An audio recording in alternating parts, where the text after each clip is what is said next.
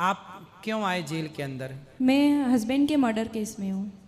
तो आपने पति को मार दिया? नहीं, फिर? वो प्रॉपर्टी के वजह से मेरे इन लॉस ने मेरा इन्वॉल्वमेंट बता के मुझे यहाँ पे भेजा है। तो पति की मृत्यु कैसे हुई? किसी ने की है मृत्यु। किसी ने की? मारा किसी ने? जी।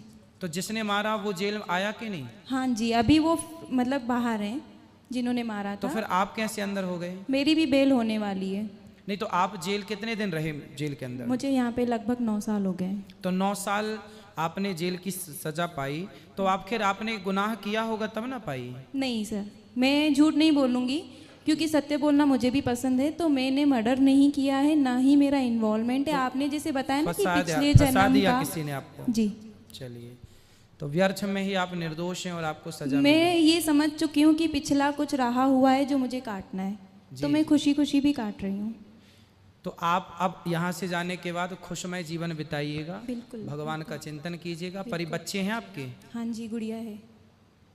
तो बेटी आप वहीं घर में हैं? ससुराल वालों के पास। अच्छा, चलिए, अब यहाँ से जाने के बाद आप कहाँ से स्टार्ट करेंगे अपनी ज़िंदगी? फिलहाल तो मैं अपने मायके में ही हूँ। उसके बाद तो सोचा हुआ है प्रोफेशन जो भी मैंने सर मैं उसी में आगे बढ़ूंगी। चलिए, भगवान आपको सुखी रखें। राधे राधे। हमें ये बताओ कि आप जेल क्यों आ गए? गुरुदेव, होगा छोटी छोटी सी समस्या आ जाती है, अब क्या करें, हो जाता है अनजाने में। छोटे थे हम। हाँ। दारू मारू पी के आ गए, अब बाहर जाएंगे। सबसे पहले तो मथुरा वो वृंदावन आपके दरबार में आएंगे। अच्छा। हाँ। तो ये बताओ क्या गुनाह किया आपने कि आना पड़ा? क्या था बताओ सबको, ताकि सब लोग वो गलती ना करें जो आपने की है। बिल्कुल सच्ची सच्ची, वैसे भी आप सच्ची बोलते हो। गुरुदेव, अब क्या है कि कुछ बात ऐसी है कि यूं तो बेवफा वो नहीं थे, मगर फिर भी हम हैं, मानते हैं, मगर कुछ समस्या यहाँ बताना हानिकारक हो जाएगी। नहीं, कुछ भी हानिकारक नहीं होगा, आप तो बताओ। यह है कि गुरुदेव हो गए, अब भूल के दोबारा नहीं करेंगे, हो जाता है। क्या किया बताओ ना। 300 तो हो गया। 302? जी। मर्डर किया आपने? मर्डर किया, एक लगा दिए 5-7। करवाती पुलिस ही है, लेती भी पुलिस है, पैसा भी बहुत दिए पुलिस को। हाँ। कृष्णपाल रज्जक एसडीओपी बैरिसिया के 2006 में थे। तो आपने एक मर्डर किसका किया था? हो गया अब। किसका? जी। क्यों मारा? अच्छा, उसकी क्या गलती थी जिसको आपने मारा? गलती ये थी कि वो पैसे नहीं दे रहा था। कितने लिया था आपसे? जबरदस्ती मांग रहे थे। अच्छा, आप जबरदस्ती मांग रहे थे? हाँ। और वो नहीं दे रहा था तो मार दिया? हाँ, एक डंडा मारा, मर गए। तो देखो, ये डंडे ऐसे ना मारो किसी को, बताओ उसकी जिंदगी चली गई। किसी की हत्या करना कितना बड़ा गुनाह है।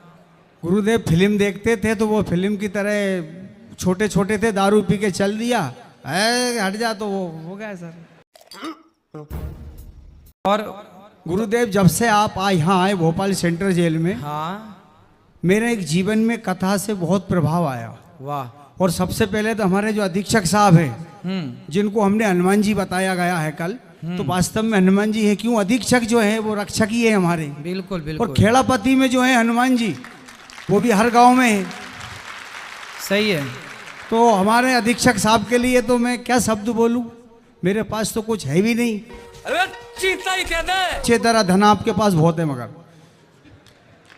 तन मन मेरा है, धन नहीं है। मगर दिल से आपको नमस्कार करता हूँ, चरण स्पर्श करता हूँ। बस अपनी वाणी को यही विराम देता हूँ और छूट के आपके पास जरूर आऊँगा। और एक मौका मेरा भजन का जरूर आप जरूर सुनाइएगा। गुरुजी, मेरा एक सवाल है। हाँ। 10 साल 3 महीना 2 दिन हो गया आज मुझे जेल में। अच्छा, एक एक दिन याद है आपको? जी जी। मेरा एक ऐसा सवाल है सर कि मैं एक ऐसे बताना चाहता हूँ आपको कि वो डायरेक्ट तो मैं बता नहीं सकता हूँ सर। मैं शादीशुदा हूँ, मेरे 2 बच्चे भी हैं। मुझे मेरी पत्नी ने एक सोने की चेन गिफ्ट में दी थी। और हमारे घर के बाजू में एक पड़ोसन थी, जी उसके गले में भी एक सोने की चेन थी। ठीक है। तो एक दिन वो मेरे से बोली, पड़ोसन। हाँ, हम्म। कि महेश मैं तेरे को एक ये सोने की चेन देना चाहती हूँ। अच्छा। तो मैंने उससे बोला गुरुजी कि मैं नहीं लेना चाहता, ऑलरेडी मेरे पास सोने की चेन है। अच्छा। तो कुछ महीने बीत गए गुरुजी, 2-4 महीने हो गए, वो ज़बरदस्ती करने नहीं, मैं तुझे सोने की चेन देना चाहती हूँ। मैंने मना करा, फिर उसने आखिरी में माना नहीं, उसने कि मैं तो तुझे सोने की चेन दूंगी। तो सर गुरुजी सोना था वो, तो कहीं ना कहीं मैं भी उसमें गलत था।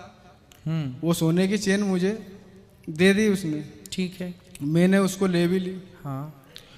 उसके बाद गुरुजी 10-11 दिन बाद थाने में जाके उसने FIR करी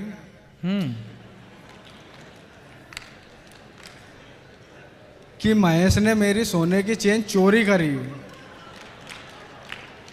बड़ी चतुर पड़ोसन है फिर आपकी।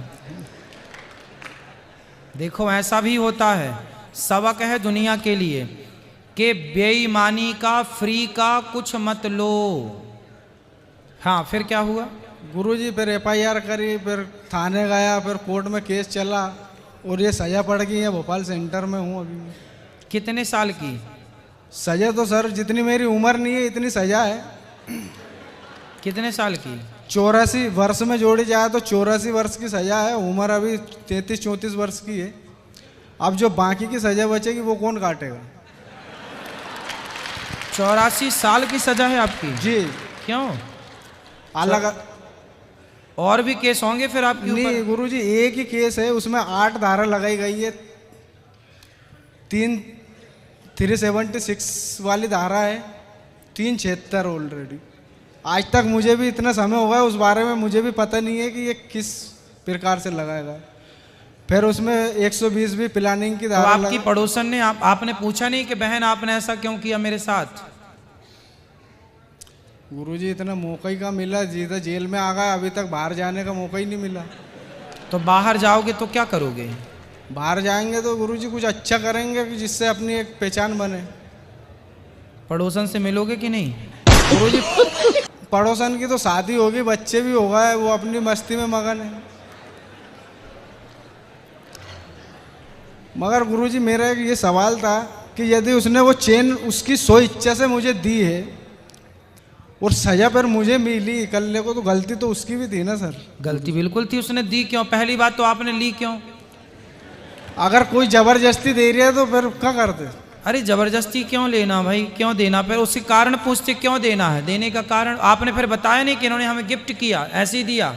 तो गुरुजी वो सोना अपने मोह हो गया था उससे कि चलो सोने की चेन है ले। हाँ, इसलिए हमने शुरू दिन की कथा में, दूसरे दिन की कथा में आपको बताया था ना कि 5 चीजों में कलयुग रहता है। उसमें बेईमानी से कमाया हुआ धन भी है, सोना। राजा परीक्षित ने भी सोने की मुकुट पहनी थी, वो भी जरासंध की थी, इसलिए उन्हें 7 दिन में मरने का श्राप लगा था। बेईमानी से कमाया हुआ सोना भी नाश करता है। ये बेईमानी के सोने से बचना चाहिए। सोने में, बेईमानी के सोने में कलयुग का वास होता है।